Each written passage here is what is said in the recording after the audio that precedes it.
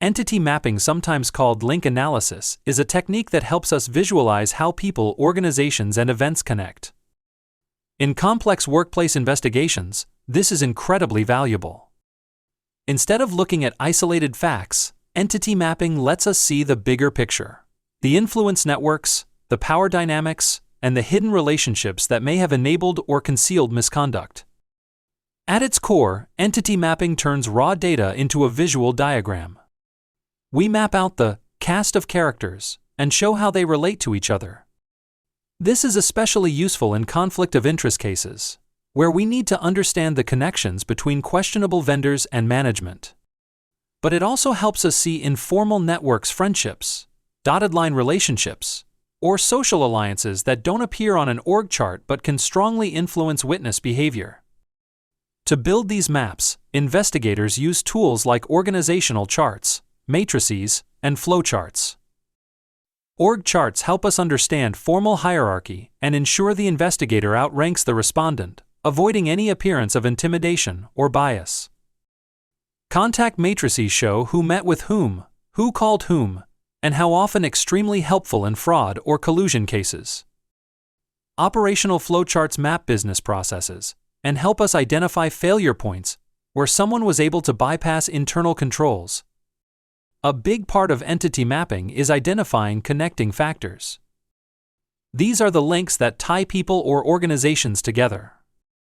We look for personal ties, like family relationships or shared addresses. We look for professional overlaps, shared directors, accountants, or stockholders.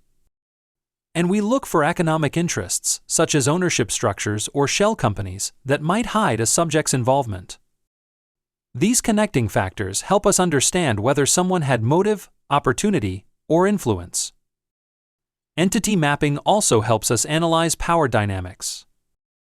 Visualizing hierarchy and age differences can explain why a subordinate might not speak up against a superior. It helps us see whether misconduct was driven by groupthink, union solidarity, or a department-wide culture, rather than an individual acting alone.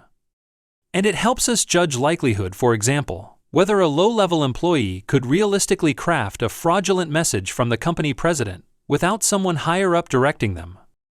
Strategically, entity mapping gives us two major advantages. First, it helps us narrow the suspect pool.